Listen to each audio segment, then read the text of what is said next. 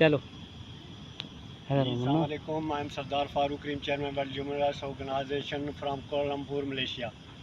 قارئین، جیسا کہ آپ کے لیے ایک نیوز ہے، بلکہ ہمارے ساتھ جو اجاز صاحب اور آپ کا نام کیا ہے، عمران صاحب اور زاہد صاحب ہیں، ان کے ساتھ ایک بڑا المیہ ہوا ہے کہ یہ آئے ہیں پاکستان سے، ایجنٹوں نے ان کو لوٹا ہے اور یہاں آ کے خوار ہو رہے ہیں، ان کے لیے جگہ نہیں ہے۔ یہ کائنڈلی ہم ان کی زبانی سنتے ہیں کہ ان کے ساتھ کیا مسائل ہوئے ہیں۔ جہاں صاحب آپ بتائیں کہ آپ کب آئے ہیں، کیسے پہنچے ہیں، اور یہ ساری تفصیل مجھے بتائیں پلیز۔ سر، ہم لوگ پاکستان سے آئے ہیں 28 تاریخ کو، یہاں ملیشیا ہم 29 تاریخ کو پہنچے۔ جو ہمارے ایجنٹ صاحب سے انہوں نے کہا کہ آپ کو وہ ایئرپورٹ پہ ایک بندہ ملے گا، وہ اٹھائے گا، لے کے جائے گا۔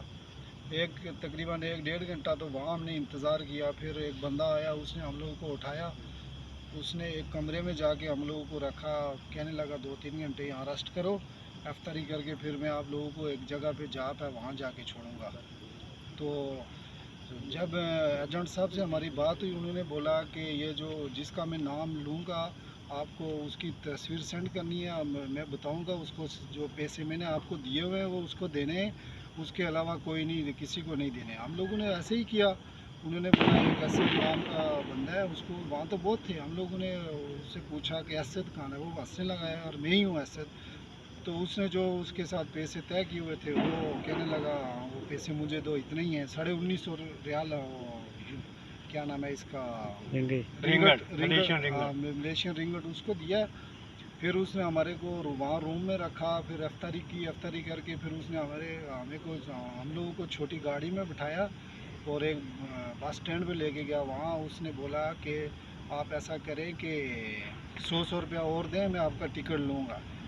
تو 200 روپیہ اس نے پہلے جو ہمارا جو وہاں پاکستان میں ایجنٹ ہے اس سے اس نے لیا 200 روپیہ۔ وہ اس نے یہ طے کیا کہ ان کو میں جاب دلاؤں گا، اس کے لیے یہ 200 ہے۔ اور پھر جب ہم لوگوں کو وہاں لے کے گیا بس اسٹینڈ پہ، وہاں پہ اس نے ہم لوگوں سے 100 رنگٹ لیا ہے، جس میں سے وہ 38 رنگٹ کا ہمارا ٹکٹ تھا، تقریباً 6-7 گھنٹے کا اور سفر تھا جہاں اسے ہم لوگوں کو بھیجا۔ تو ہم لوگ اس کو 100 دیا۔ جب وہ ہمارے کو ٹوکن ملا اس پہ لکھا ہوا تھا 38 رنگٹ، باقی پیسے اس نے رکھ لیے۔ جو ہمارے پاس خرچے کے پیسے تھے وہ ظاہر سی بات 100 رنگٹ اسے ہم نے 300 وہاں سے لے کے آئے تھے۔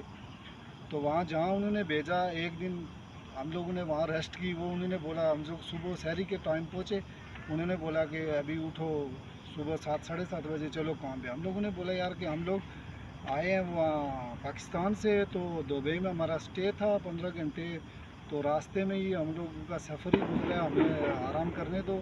تو اس کے بعد انہوں نے بولا اگرچہ آرام کرنا ہے تو ادھر کیوں آئے ہو؟ تو ہمارا جو باس ہے اس نے بولا ہے کہ ان کے بیگ اٹھا کے روڈ پہ پھینک دو۔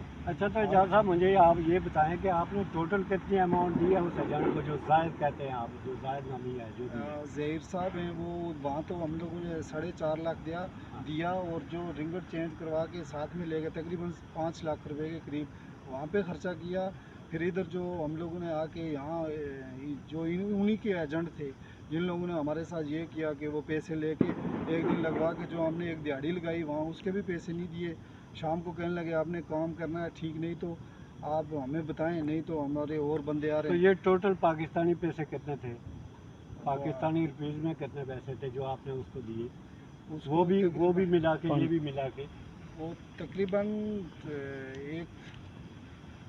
وہ 300 کا تو میرے خیال میں بنتا ہے 15,000 روپے فی آدمی، یا 16,000 کر لو۔ ٹھیک ہے، نہیں ٹوٹل اماؤنٹ جو ویزے کی ہے وہاں تو ہم نے وہ ملا کے 14.5 لاکھ وہاں دیا ہے۔ اچھا، 14.5 لاکھ کتنے آدمیوں کا؟ 3 آدمی۔ 14.5 لاکھ وہ دیا ہے اور 3 آدمیوں کا، اور جو آپ نے پیکٹ منی رکھی ہوئی تھی جو آپ نے یہاں خرچ کرنی تھی وہ پیسے بھی انہوں نے لے لیے۔ تو ویزا آپ کو کون سا دلوایا یہ کہانی ذرا مجھے بتائیں، تاکہ ہم حکومت کوالالمپور بھی یہ سن رہی ہوگی ملیشیا کی، اور ہمارے پاکستانی جو حکومت ہے ان کو بھی پتہ ہونا چاہیے کہ ویزا کون سا ہے، ان کو اگریمنٹ کیا ہوا ہے ان چیزوں کے اوپر۔ چونکہ یہاں لوگوں کو میں نے یہاں ان کے پاکستانی ایمبیسی میں گیا ہوں، وہاں بھی لوگوں کو میں نے دیکھا ہے اسی طرح خوار ہوئے، تو ہم یہ سمجھتے ہیں کہ یہ چیزیں جو ہیں اس طرح اگر حکومت ان لوگوں کو بھیجے گی، یہ بچہ دیکھیں، اس کی عمر دیکھیں، اور اگر اس کے بھی 4.5 لاکھ روپیہ انہوں نے لیا ہے، کس چیز کا لیا مجھے ذرا ایکسپلین کریں۔ یہ سر وہ ویزا کون سا تھا؟ ویزا ہمارے کو وہاں انہوں نے بولا، جب ویزا آیا تو وہ وزٹ تھا،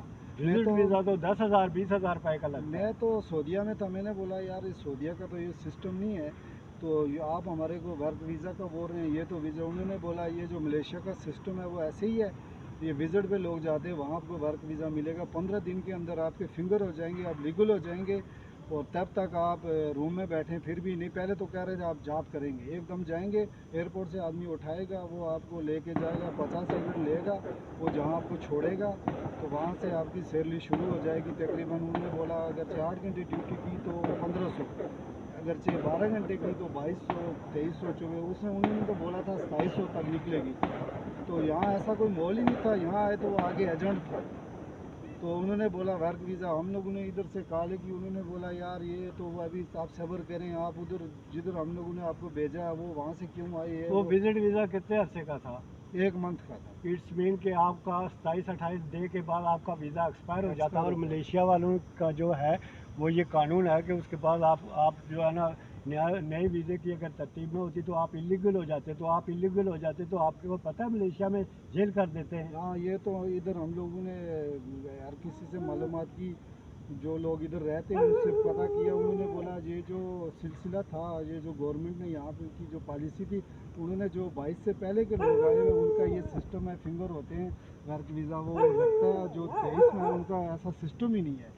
वो तो इस हुकूमत का पता नहीं, अभी जो पुराने लोग हैं वो दिसंबर तक वो अभी तो वही होंगे, उसके बाद का कोई पता नहीं ये करती है, ये तो हुकूमत के सिलसिले में। उन्होंने तो हम लोगों को ऐसा किया, वो कह रहे हैं बस आज ठहरो, हम लोग मतलब उनको बोला है कि हमारे को खाने के लिए कोई चीज़ नहीं है, अभी तो रमज़ान है, चलो मस्जिद में जाके आदमी। तो अब आखिरी क्या प्रोग्राम किया है जब अब ये सारी चीज़ें तो आप लुटे गए हैं, ये तो चीज़ वाज़ेह हो रही है।